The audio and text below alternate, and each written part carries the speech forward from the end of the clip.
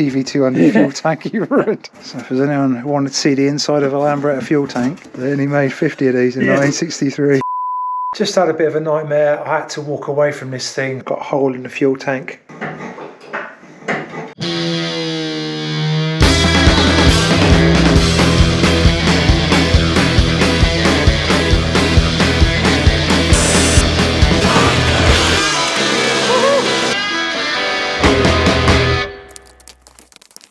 It looks so funny seeing the Slambretta on the floor so low. Anyway, we're going to throw the Slambretta in the back of the van and head over to Steve's house.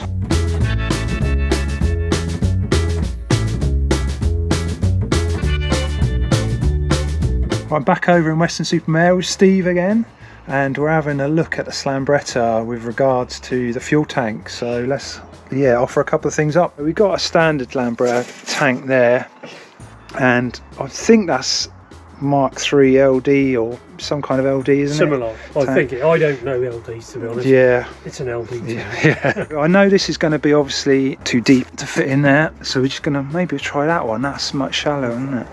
That's quite long, isn't it? It's quite long. Yeah. Right, we're going to have I'm going to put this camera down and we're going to have a quick play around. So we just lifted the frame up and slid the tank in from behind. And I think we might just let that frame down and see if it's going to work. Now we've stuck a standard tank in, which of course looks perfect width wise. It actually should be good on the front. It's close to the airbag, but I think that's going to work there. Obviously the filler neck is in the right place where it should be. So the issue is obviously it's too tall, but what Steve is suggesting, which is genius, I was thinking about flattening the whole tank, but we can just come up and do like a saddle kind of effect. This is all Steve's idea. Yeah, and so it'll just sit down then over this frame, which I think is great. So it'll look fairly factory from the side. Yeah, that's the idea, isn't it? Yeah. Right, I think we made this decision on that. We're going to have to take some measurements there, and hopefully Steve's welding skills, which I know are far better than mine, are going to be able to do that big notch. So we're going to take the Slambretta out of the van now, but I'm going to put a bit of air, just air it up a little bit, because at the moment the exhaust drags on the ground. Let's see if this is going to work. Just got to get some air pressure in the system first, but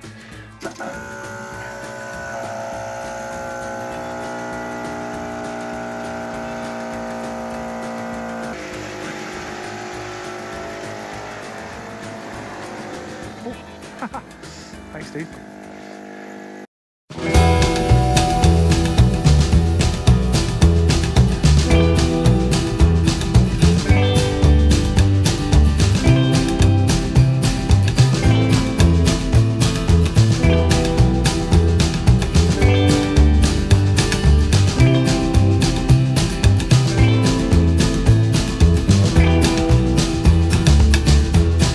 Do we need it aired out to measure the... Well, that's all we need really, is how low we've got to go. Alright, I'll air it back down again then.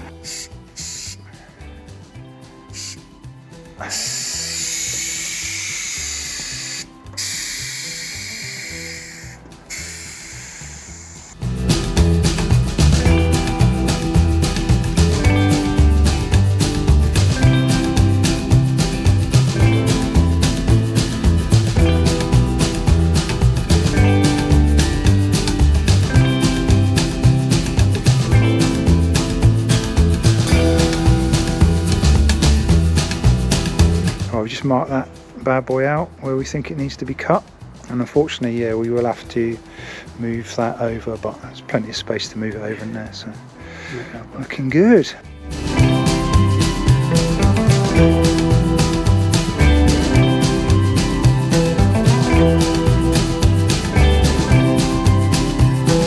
Not going back now. No. Ruined this fuel tank. It's original TV200 fuel tank you ruined. I hope so.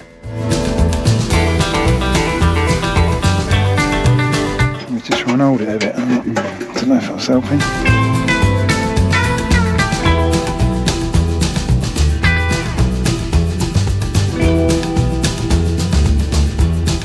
battery. The old classic. You always have to do that, otherwise you will forget and then you'll have 2 dead batteries.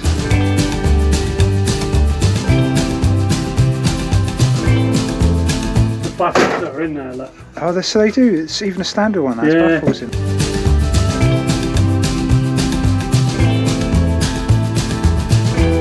So if there's anyone who wanted to see the inside of a Lambretta fuel tank, it's just about to happen.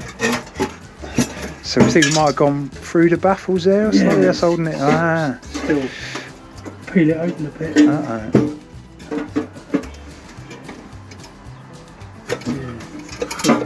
That's our issue.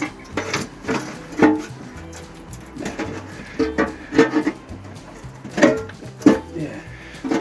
They're well and truly attached to those baffles, that is.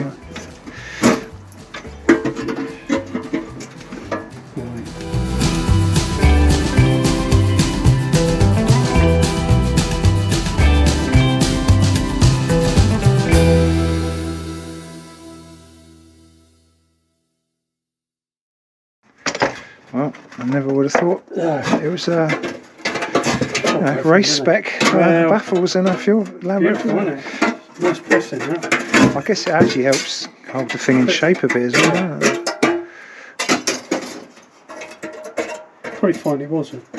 Really rare. Pre-production one. Someone's going to comment on the video. But that was, yeah, I know, yeah. They only made 50 of these in 1963. Yeah.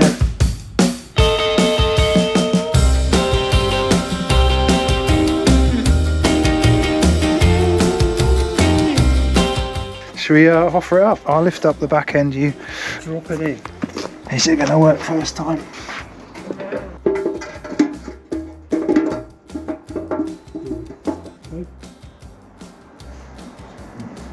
Closer, isn't it? See what about it? Just drop it down. Ooh, that's all right. We've got a. It's close because Yeah, that's fine because I now know we've got to go over those a bit more. Yeah. So, and I reckon these come up at the back a bit. Yeah, that's fine. That gives us it's the front light, probably a bit more. Oh yeah, because it's tilted forward a bit. Yeah, a few. I'm just talking about the back end, isn't it? Yeah, so it's hitting there a little bit. Yeah. And then what you think is slightly wider as well. Yeah. Yeah, just to clear those brackets. Yeah.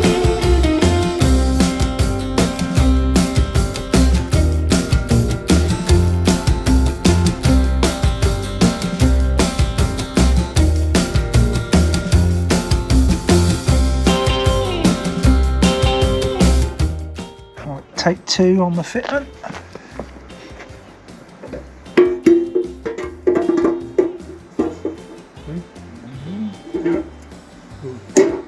Okay, so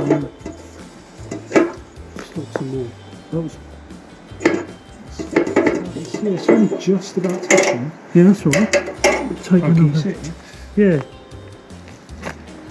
If we take a bit more off that. Only one sock layer. Now let's do it. Take 3.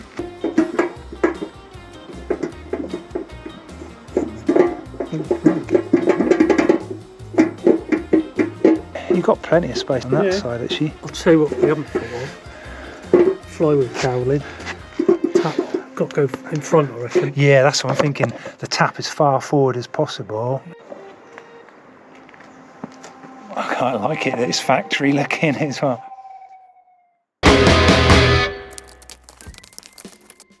Yeah, I had another great morning with Steve over in Weston-super-Mare in his little workshop there, and I left the fuel tank with him. Here are some construction photos. Yeah, amazing work as always, and ta-da! Here's the tank back.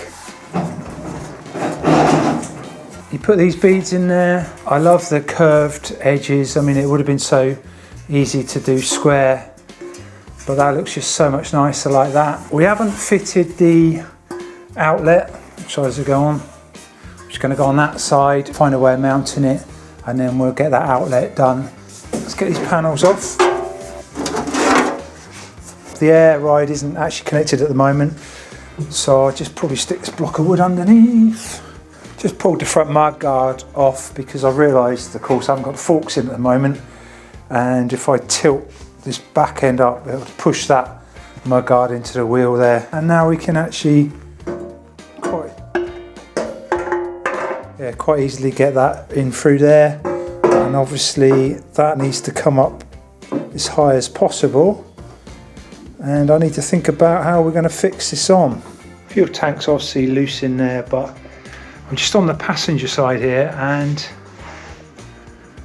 I'm just going to throw this carburettor back on. I mean, this is a standard carburettor, might well end up using something else, but it'll give me an idea of clearance anyway.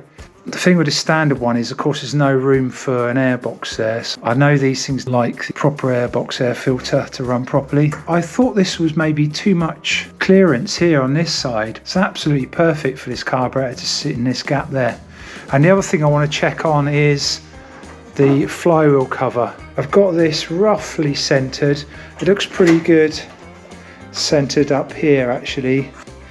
It's slightly forward, but that's determined by that. That's about as far back as it can go because it's hitting this framework that I built there. But that's not a problem, still access there. And it's clear in the airbag. And there's a bit of news on an airbag change coming up as well. And loads of clearance here for the carburettor. I mean, that's fine for the flywheel cover in there as well. On this side, it's pretty tight, but we just about got clearance there between the tank and the bracket there. As I said before, there's no outlet. Here is the on-off tap, and that has a rod which, you know, switches the petrol on and off. I've ordered one of those rods as well so we can mock it up. But normally I think the rod would go behind the carburettor, but in this case it's going to have to come in front. It might have to dogleg around this carburettor slightly, but we can deal with that after. There'll be some way to make it work. You know, I've got a couple of 10mm packers under there just to keep it up tight against this frame here. So now it's in position, I can really think about the best way to do the brackets. I appreciate a standard tank would have those two straps which hold it in place. That's not going to work for me, partly because we've cut out the area of the fuel tank where those straps go around.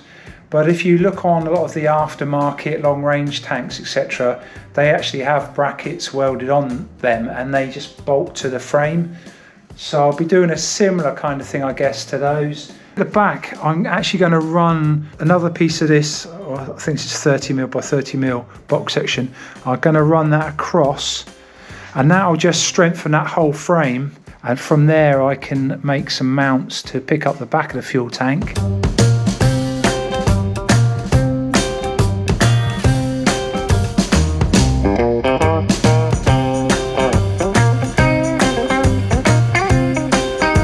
Cut this bar out, which is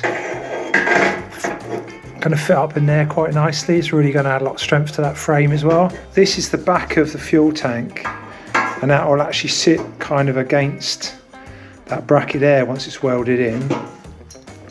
And I've kind of, well, cut down a couple of brackets here, and that's not quite 90 degrees there, so I just splayed them a little bit. But my idea is to weld those onto the tank. That's actually flush. And then I'll drill a couple of holes in this bar and they'll bolt up into that bar. I'm a bit worried about welding them to this thin metal of the fuel tank. But I think if I spot weld them up to this seam, and I might actually just put a little bit of weld onto Steve's weld there, because that'll obviously be a bit more chunky. I think that'll be fine. It won't go anywhere. Obviously this tank is not going to hold a lot of weight anyway.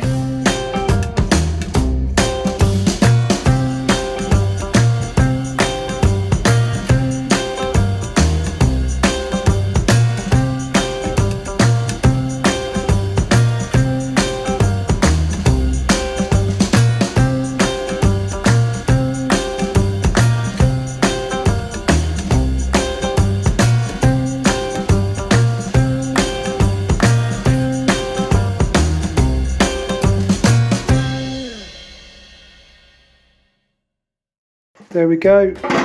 I haven't ground down those welds perfectly. I wanted to leave a little bit of meat on them. Just terrified of grinding down past through the thin original steel of this fuel tank. And I think I'm going to offer this crossbar up into position with the tank, and then I can mark the holes and drill this, because once that's welded in there, it's going to be super difficult to try and drill from underneath. So I'll get those holes drilled in first. Probably riv nut that, I reckon.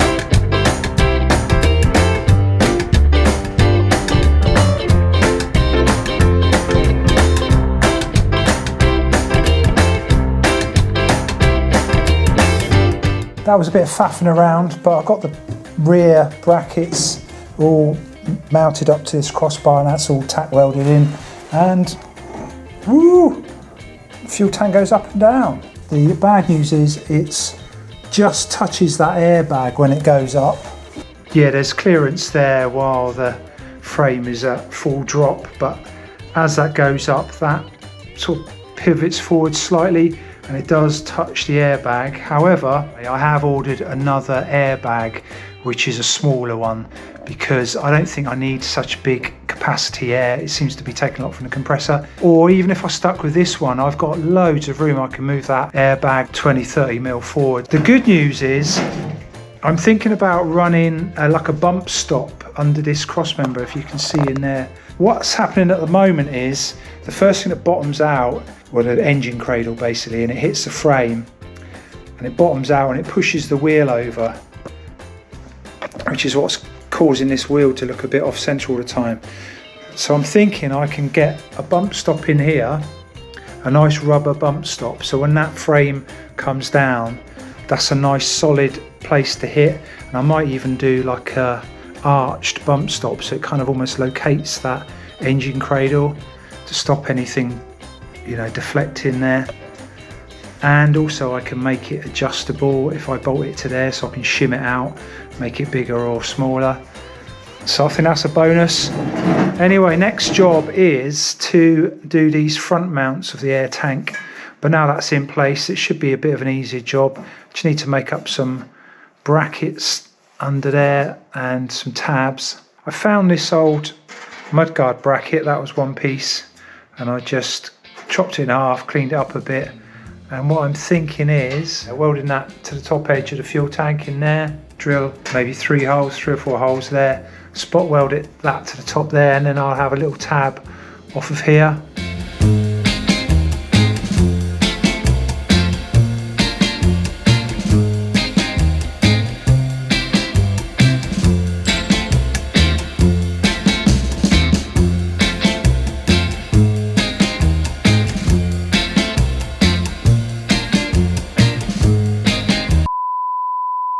Just had a bit of a nightmare. I had to walk away from this thing for half an hour. I'll show you what I mean. I was trying to get these brackets to stick here, and I was turning the welder up and up. I obviously started out quite low because I didn't want to blow a hole. It wasn't working, I was getting frustrated, and then yeah, I messed up this bracket basically, and I thought, well, I'll pull it off, clean it up, start again. Pulled it off, and yeah, got a hole in the fuel tank. These things happen, it's so annoying. I mean, partly the problem is I try and rush stuff because I'm always thinking about, yeah, getting something interesting for the week, for the YouTube episode. Anyway, I'm going to have to rethink that whole bracket situation. I think with that hole, the tank has to go back to Steve at some point anyway to weld in the outlet for the fuel tap. So I think I'll get him to weld up that hole with his TIG welder. I don't want to touch that again with my MIG welder. I'm just, you know, going to make it worse, I think. So yeah, I'm going to walk away from that hole now. Let Steve sort that out, I hope. Thanks, Steve. And let's see if we can think of another way to mount this tank. Welcome to Plan B. And I made these straps. I basically just ground and bent these little things, which sit around this sort of lip in the fuel tank. I mean, it's kind of similar looking, I guess, to the original straps, but I will weld these on. I still need to make some tabs for the frame to bolt these at the top, and these aren't quite cut to length or finished anyway. What I found with the brackets on the other side is, because that lip is doubled up with the metal, you can get actually quite a hot weld, a good weld on there.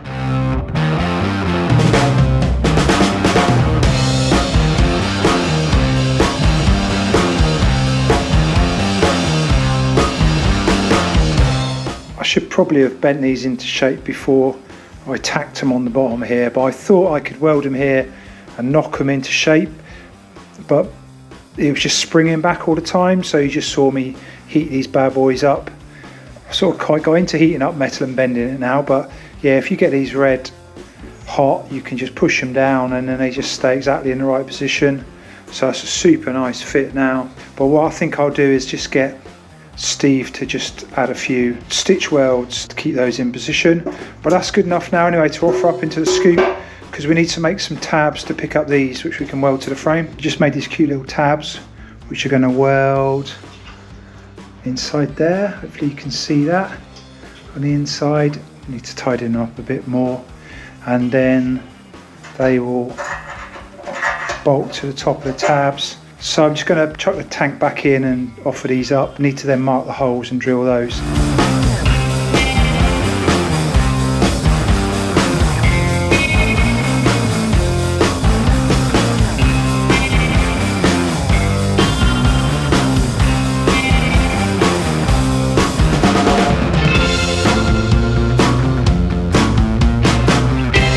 And the finished thing, this has taken way longer than it should have.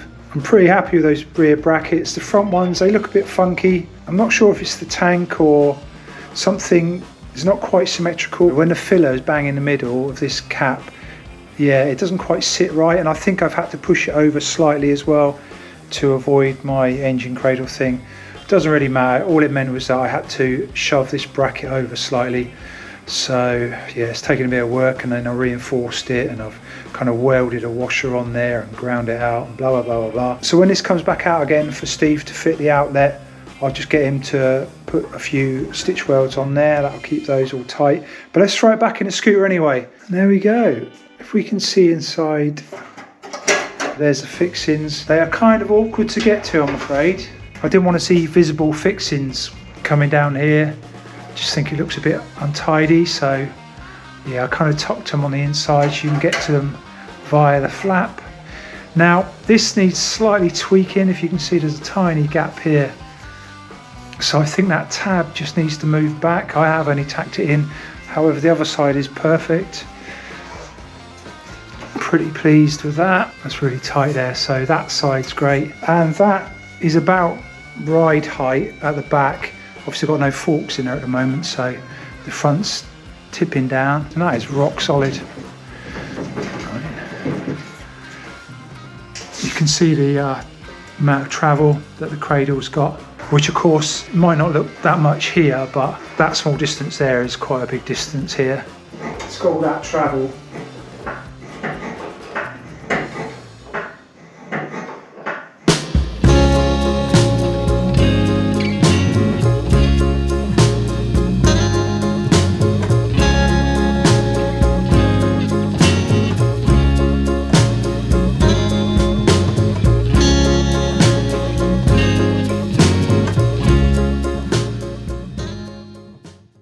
The fuel tank is installed. I do have to fit the outlet so I can fit a tap to that. I'm going to give it back to Steve to sort that out. That has been actually a lot of custom fabrication to make this thing work. I love the factory look of it. It's almost tempting now to try and fit toolbox sides, etc. Well, we'll see. Yeah, comment below if you think that's a good idea or not. Whether you like all this stuff on display, the airbag, or we should try and disguise everything, make it kind of sleeper. I mean, you're only going to see any of this if I remove the panels anyway, but you know, it's nice to know it's there. And if you're at like a bike show or whatever, you can take the panel off. And do you want to trick people or let them see what's going on? Just want to thank Steve again for sorting out the bottom of the fuel tank there. Really pleased with that. It looks great, I think. Thank you all for watching as well. It might not have been the most exciting episode with just a fuel tank, but it's a vital part of this. Without a fuel tank or a fuel system, you know, obviously the thing will never run. Really glad to have got that done and installed. Thank you for watching. If you haven't already, please hit the subscribe button, give us a like, leave us a comment, find us on Facebook and Instagram. We do have some merchandise, I'll put a link below, and we'll see you on the next one. Cheers.